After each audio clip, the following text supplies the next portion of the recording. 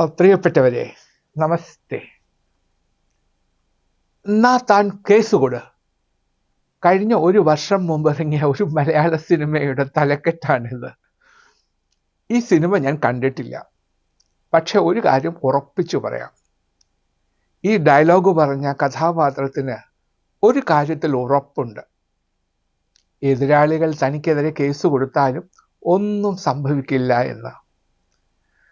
ആ ഉത്തമ വിശ്വാസമുള്ളത് കൊണ്ടല്ലേ എന്നാ താൻ കേസുകൊട് എന്ന് പറയാൻ അദ്ദേഹത്തെ പ്രേരിപ്പിച്ചത്.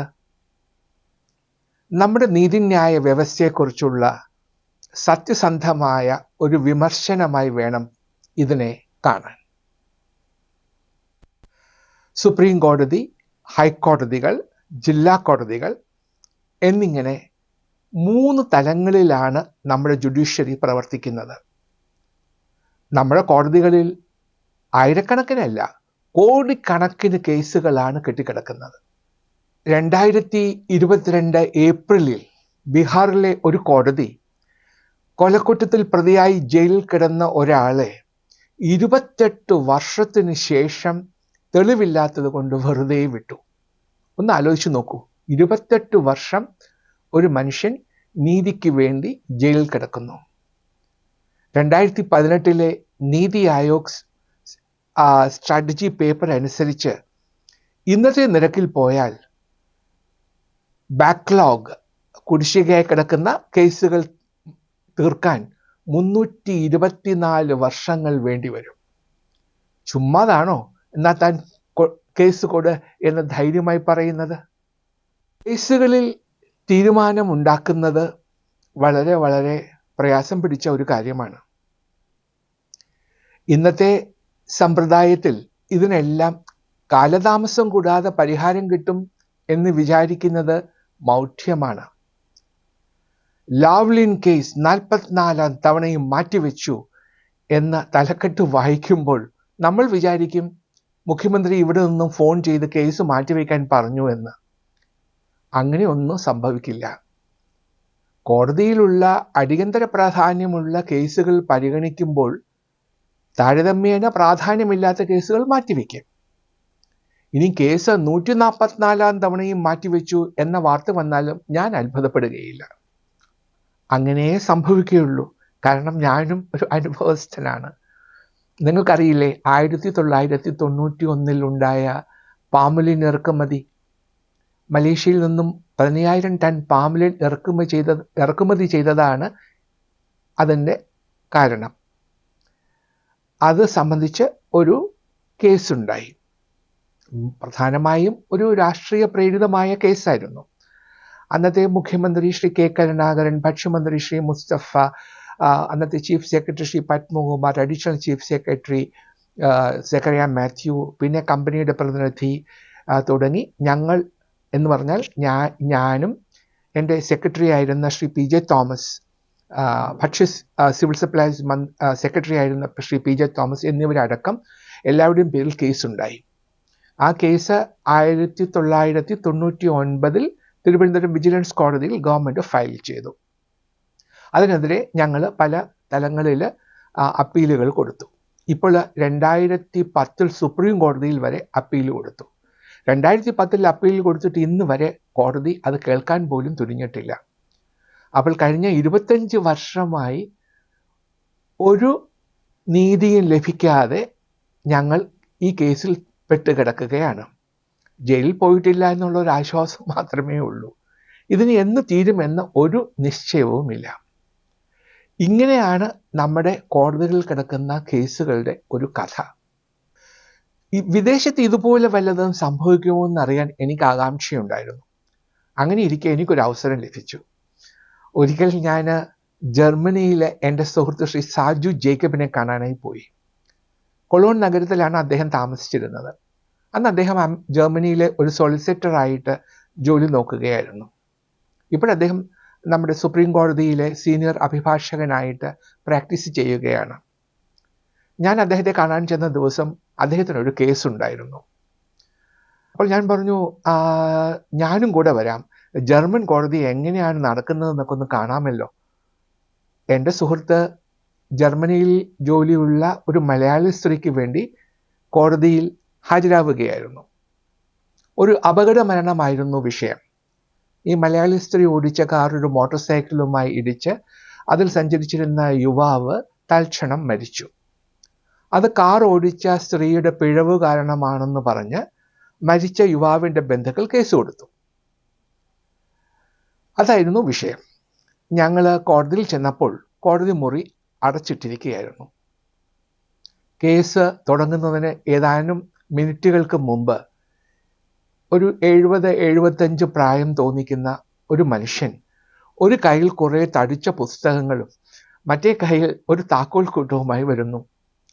കൂടെ ജഡ്ജിമാർ എന്ന് തോന്നിക്കുന്ന 2 പേരുമുണ്ട്. വൃദ്ധനായ ജഡ്ജി തൻ്റെ കയ്യിലുള്ള താക്കോൽ ഉപയോഗിച്ച് കോടതി മുറി തുറന്നു. ഒരു ശിപായിയും ഉണ്ടായിരുന്നില്ല. എന്നിട്ട് അവരെല്ലാവരും കൂടെ കോടതിയുടെ ഡൈസിൽ പോയിരുന്നു. ആദ്യം തന്നെ ജഡ്ജി പറഞ്ഞു, ഒരു യുവാവിൻ്റെ മരണം സംബന്ധിച്ച കേസാണിത്. ചെറുപ്പക്കാരനായ ഒരാളുടെ അകാല മരണത്തിൽ കോടതിക്ക് വലിയ വ്യസനമുണ്ട്. അത് ഞങ്ങൾ ആദ്യമേ രേഖപ്പെടുത്തുന്നു. ഇതിൻ്റെ അർത്ഥം മരണം സംഭവിച്ചത് മറ്റാരുടെയെങ്കിലും കുറ്റം കൊണ്ടാണെന്ന് പറയാനല്ല. മദ്യപിച്ച് അമിത വേഗത്തിൽ വാഹനം ഓടിച്ച് ട്രാഫിക് നിയമങ്ങൾ ലംഘിച്ചതുകൊണ്ടാണ് ഈ മരണം സംഭവിച്ചതെന്ന് കോടതിക്ക് ഉത്തമ ബോധ്യമുണ്ട്.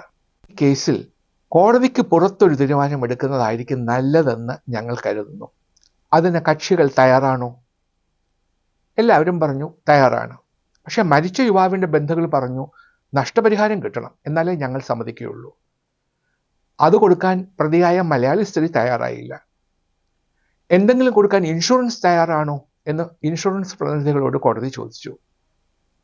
മദ്യപിച്ച് വണ്ടി ഓടിച്ച് അപകടത്തിൽപ്പെട്ടാൽ ഇൻഷുറൻസ് കൊടുക്കാനാവില്ല എന്ന് കമ്പനിക്കാർ പറഞ്ഞു. എന്നാലും മരിച്ചത് ഒരു യുവാവായതുകൊണ്ട് പ്രത്യേക പരിഗണന നൽകിക്കൂടെ എന്ന് കോടതി ആരാഞ്ഞു. അപ്പോൾ കമ്പനിക്കാർ പറഞ്ഞു ഞങ്ങൾ ആലോചിച്ചിട്ട് പറയാം. അല്പസമയം കഴിഞ്ഞിട്ട് അവർ കോടതിയിൽ വന്നു പറഞ്ഞു, കോടതിയുടെ ആവശ്യാനുസരണം €500 കൊടുക്കാൻ ഞങ്ങൾ തയ്യാറാണ്. പക്ഷേ മരിച്ച യുവാവിൻ്റെ ബന്ധുക്കൾക്ക് അത് സ്വീകാര്യമായിരുന്നില്ല. അപ്പോൾ കോടതി പറഞ്ഞു, നിങ്ങളൊരു തീരുമാനം ഇപ്പോൾ പറയണം, ഇല്ലെങ്കിൽ ഞങ്ങൾ ഒരു തീരുമാനം ഏകപക്ഷീയമായി പ്രഖ്യാപിക്കും. ചിലപ്പോൾ നിങ്ങൾക്ക് നഷ്ടപരിഹാരം ഒന്നും ലഭിച്ചില്ല എന്നും വന്നേക്കാം. അതുകൊണ്ട് ആലോചിച്ച് തീരുമാനമെടുക്കണം. നിങ്ങൾക്ക് 15 മിനിറ്റ് സമയം തരാം. നിങ്ങൾ പുറത്തുപോയി ആലോചിച്ചിട്ട് വരൂ. എല്ലാവരും കോടതി മുറിക്ക് പുറത്തുപോയി. 15 മിനിറ്റ് കഴിഞ്ഞ് തിരികെ വന്നു. മരിച്ച യുവാവിൻ്റെ ബന്ധുക്കൾ €500 മതി എന്ന് സമ്മതിച്ചു. അന്ന് അവിടെ കേസ് അവസാനിച്ചു. ഇതാണ് ഞാൻ നേരിൽ കണ്ട കാഴ്ച. ഇതുപോലൊരു പരിഹാരം നമ്മുടെ ഏതെങ്കിലും കോടതിയിൽ എന്തെങ്കിലും ഉണ്ടാകുമോ? എത്ര വർഷമാണ് ഓരോരുത്തരും കേസും പറഞ്ഞ് നടക്കുന്നത് അല്ലേ? സുപ്രീം കോടതി സിറ്റിംഗ് നടക്കുമ്പോൾ സുപ്രീം കോടതിയുടെ വരാന്തയിലൂടെ നടന്നാൽ കോടതി മുറികളിൽ നിന്നും മൈ ലോർഡ് എന്ന വിളികളാണ് കേൾക്കുന്നത്. സുപ്രീം കോടതിയിൽ വക്കീലന്മാർ ജഡ്ജിയെ അഭിസംബോധന ചെയ്യുന്നത് അങ്ങനെയാണ്, മൈ ലോർഡ് എന്നാണ്. സാക്ഷാൽ മൈ ലോർഡ് വന്നാലല്ലാതെ ഇതൊന്നും ശരിയാകുമെന്ന് തോന്നുന്നില്ല. സ്വതന്ത്രവും നീതിപൂർവകവുമായ ഒരു നീതിന്യായ വ്യവസ്ഥ ജനാധിപത്യത്തിൻ്റെ അടിസ്ഥാനമാണ്. ജനാധിപത്യത്തിൽ ഭരണഘടനയാണ് ഏറ്റവും വലുത്. നിയമങ്ങളും ഭരണകർത്താക്കളും അവരുടെ നടപടികളും ഭരണഘടനാനുസൃതമാണെന്ന് ഉറപ്പുവരുത്തുന്നത് ജുഡീഷ്യറിയാണ്. അവർ നിയമങ്ങൾ വ്യാഖ്യാനിക്കുകയും അത് നിഷ്പക്ഷമാണെന്ന് ഉറപ്പുവരുത്തുകയും അധികാരം കേന്ദ്രീകരിക്കുന്നത് തടയുകയും ചെയ്യുന്നു. It provides checks and balances, preventing any branch from overstepping its authority. It maintains a balance among the 3 branches of government: the legislature, executive, and judiciary. ന്യൂനപക്ഷങ്ങളുടെയും പാർശ്വവൽക്കരിക്കപ്പെട്ടവരുടെയും അവകാശങ്ങൾ സംരക്ഷിക്കാൻ സ്വതന്ത്രമായ ഒരു ജുഡീഷ്യറിക്ക് തീർച്ചയായും സാധിക്കും.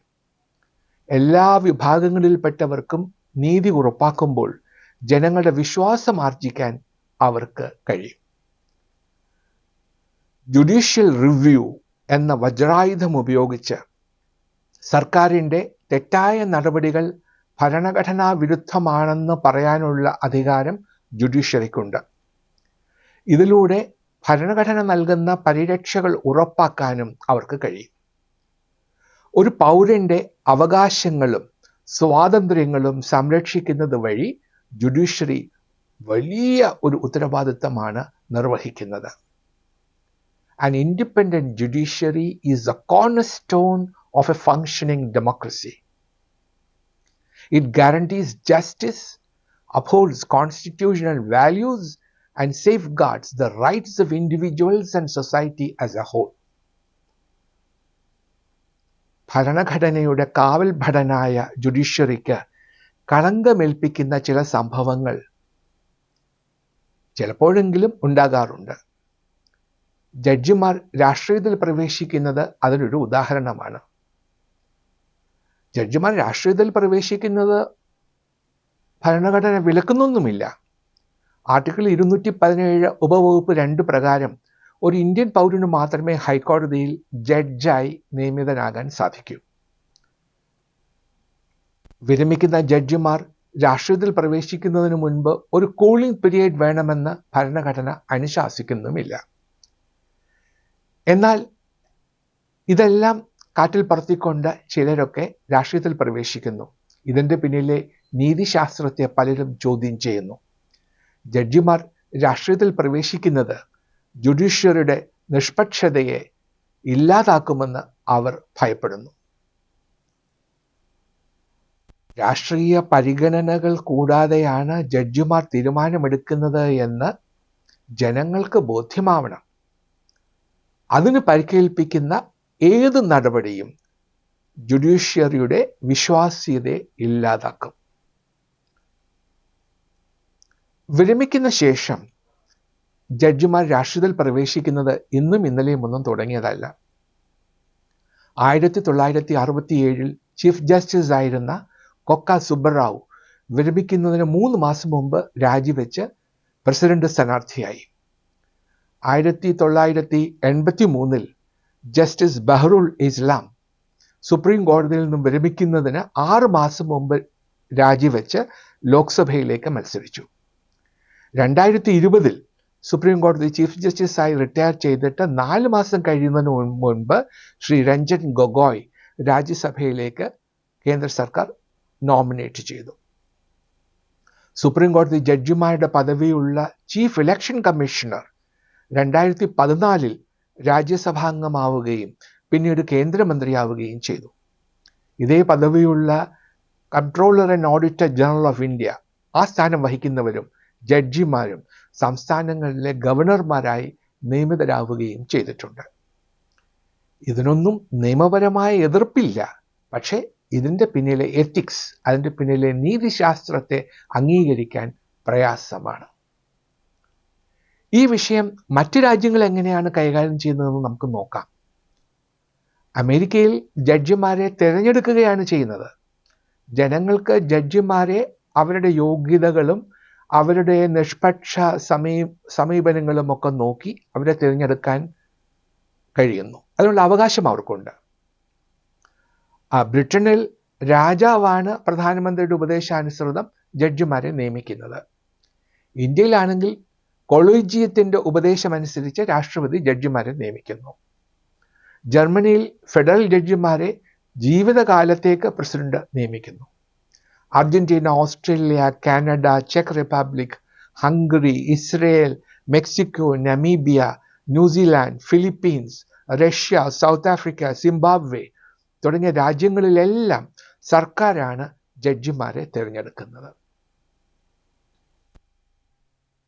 ജഡ്ജിമാരുടെ നിഷ്പക്ഷത, രാഷ്ട്രീയ പരിഗണനകൾ, ജനങ്ങളുടെ വിശ്വാസം ഇതെല്ലാം ബാലൻസ് ചെയ്യുന്നത് വളരെ വളരെ പ്രധാനപ്പെട്ട കാര്യമാണ്. ഇന്ത്യയിൽ ജഡ്ജിമാരെ നിയമിക്കുന്നത് കൊളീജിയത്തിൻ്റെ ശുപാർശയിലാണെന്ന് പറഞ്ഞു. ഈ സംവിധാനം വരുന്നതിന് മുൻപ് ഗവൺമെൻറ്റാണ് ജഡ്ജിമാരെ നിയമിച്ചിരുന്നത്. 1973 കേന്ദ്ര സർക്കാർ 3 സീനിയർ ജഡ്ജിമാരെ മറികടന്ന് നാലാമതൊരാളെ ഇന്ത്യയുടെ ചീഫ് ജസ്റ്റിസായി നിയമിച്ചത് വലിയ ആക്ഷേപങ്ങൾക്കിടയാക്കി. അതിനുശേഷമാണ് കൊളീജിയം സമ്പ്രദായം നിലവിൽ വന്നത്. എന്നാൽ കൊളീജിയം ശുപാർശകൾ ജുഡീഷ്യൽ അരിസ്റ്റോക്രസി ഉണ്ടാക്കാൻ വഴിതെളിക്കുന്നു എന്ന ആക്ഷേപമുണ്ട്. ഈ സമ്പ്രദായത്തിൽ സുതാര്യത, ട്രാൻസ്പെറൻസി ഇല്ലെന്നും സ്വജനപക്ഷപാതം ഉണ്ടെന്നുമുള്ള വാദങ്ങൾ ജനങ്ങൾക്ക് ജുഡീഷ്യറിയിൽ ഉള്ള വിശ്വാസം നഷ്ടപ്പെടുത്തുന്നതിന് ഇടയാക്കിയിട്ടുണ്ട്. ജുഡീഷ്യറിയുടെ നിഷ്പക്ഷത ഉയർത്തിപ്പിടിച്ച ഒരുപാട് ജഡ്ജിമാർ ലോകമെമ്പാടുമുണ്ട്.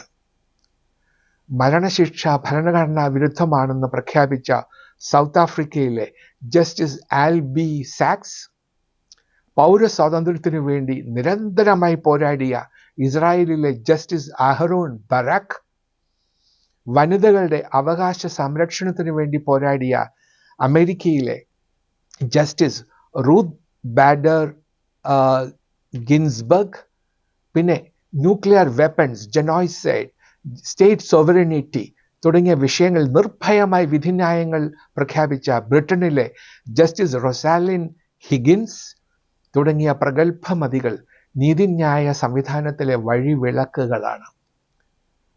ഇതുപോലെയുള്ള ജഡ്ജിമാർ ഇന്ത്യയിലും ഉണ്ടായിട്ടുണ്ട്. 1976 വിഖ്യാതമായ ADM ജബൽപൂർ കേസിൽ അടിയന്തരാവസ്ഥ കാലത്തെ സമ്മർദ്ദങ്ങൾക്കൊന്നും വഴങ്ങാതെ പൗരന്മാരുടെ സ്വാതന്ത്ര്യവും അവരുടെ ഫണ്ടമെന്റൽ റൈറ്റ്സ്, മൗലിക അവകാശങ്ങളും ഉയർത്തിപ്പിടിച്ച ജസ്റ്റിസ് HR ഖന്ന ജുഡീഷ്യറിയുടെ സ്വാതന്ത്ര്യത്തെ ഉയർത്തിപ്പിടിച്ച മഹാനാണ്. പൊതു താൽപര്യ ഹർജികൾക്ക് വേണ്ടി നിലകൊണ്ട ജസ്റ്റിസ് PN ഭഗവതി, മനുഷ്യാവകാശങ്ങൾക്ക് വേണ്ടി ഉജ്ജ്വലമായി പോരാടിയ ജസ്റ്റിസ് റൂമ പോൾ, നമ്മുടെ സ്വന്തം ജസ്റ്റിസ് VR കൃഷ്ണയ്യർ തുടങ്ങി ഇന്ന് സുപ്രീം കോടതി ചീഫ് ജസ്റ്റിസായി സേവനമനുഷ്ഠിക്കുന്ന ജസ്റ്റിസ് ചന്ദ്രചൂഡ് വരെയുള്ള പ്രഗത്ഭമതികൾ ഇന്ത്യൻ നീതിന്യായ ചരിത്രത്തിലെ ഉജ്ജ്വല നക്ഷത്രങ്ങളാണ്. ഒരു സ്വതന്ത്ര ജുഡീഷ്യറി നിലനിർത്താൻ നമുക്ക് എന്തൊക്കെ ചെയ്യാൻ കഴിയും എന്നതുകൂടി ചിന്തിക്കേണ്ടതുണ്ട്. 1. ജുഡീഷ്യറിയുടെ പങ്ക്, കടമകൾ, അതിൻ്റെ പ്രാധാന്യം, സിഗ്നിഫിക്കൻസ്, ഇവയെക്കുറിച്ചെല്ലാം നമ്മൾ ബോധവാന്മാരാകണം. 2. ഇത് മറ്റുള്ളവരെ പഠിപ്പിക്കണം. ലീഗൽ ലിറ്ററസി അഥവാ നിയമസാക്ഷരത അത് പ്രചരിപ്പിക്കണം. 3. പൊതുവേദികളിലും സോഷ്യൽ മീഡിയയിലും സ്വതന്ത്ര ജുഡീഷ്യറിക്ക് വേണ്ടി ശക്തമായി വാദിക്കണം. 4. ജുഡീഷ്യറിയെ ശക്തിപ്പെടുത്താനുള്ള പരിഷ്കാരങ്ങൾക്ക് വേണ്ടി വാദിക്കണം. സുതാര്യതയും ഉത്തരവാദിത്വവും ഉണ്ടാക്കണം. 5. ജഡ്ജിമാരുടെ നിയമനങ്ങളിലും ട്രാൻസ്ഫറുകളിലും ശ്രദ്ധ ചെലുത്തണം. തെറ്റ് കണ്ടാൽ അതിനെതിരെ ശബ്ദമുയർത്തണം. 6. പൊതുജന താൽപര്യ ഹർജികൾ ഫയൽ ചെയ്യണം. 7. നിയമപാലകരുടെ നീതിശാസ്ത്രത്തെ പ്രോത്സാഹിപ്പിക്കണം. 8. നിയമപാലകരുടെ തെറ്റായ പ്രവണതകൾ ചോദ്യം ചെയ്യണം. 9. കോടതി ഉത്തരവുകൾ പാലിക്കുകയും കോടതിയെ ബഹുമാനിക്കുകയും വേണം. 10. കോടതികൾക്ക് കൂടുതൽ സൗകര്യങ്ങൾ ഉണ്ടാക്കാൻ വേണ്ടി ശ്രമിക്കണം. Let us remember that an independent judiciary benefits everyone, and citizens' active involvement ensures its continued strength and integrity. ഈ പ്രഭാഷണം റെക്കോർഡ് ചെയ്യുന്നതിന് മുൻപ് ഒരു സ്നേഹിതൻ എന്നോട് ചോദിച്ചു, ജിജി ഈ ആഴ്ചത്തെ വിഷയം എന്താണ്? അപ്പോൾ ഞാൻ പറഞ്ഞു, ഇന്ത്യൻ ജുഡീഷ്യറിയെക്കുറിച്ച് ഒരു പ്രഭാഷണം നടത്താമെന്ന് വിചാരിക്കുകയാണ്. അപ്പോൾ അദ്ദേഹം ചോദിച്ചു, അത് വേണോ? വല്ലതൊക്കെ പറഞ്ഞാൽ കോടതി നടപടിയിൽ എടുത്താലോ? പോയി അവസാനം ജയിലിൽ പോയി കിടക്കേണ്ടി വരില്ലേ? അപ്പോൾ ഞാൻ പറഞ്ഞു, എന്താ കോടതി എന്തെങ്കിലും നടപടി എടുത്താലും ഞാൻ മരിക്കുന്നതിന് മുൻപ് നടപടികളൊന്നും പൂർത്തിയാവില്ല. അതുകൊണ്ട് ധൈര്യമായിട്ട് തന്നെ പറയാം. അടുത്ത ആഴ്ച നമുക്ക് വീണ്ടും കാണാം.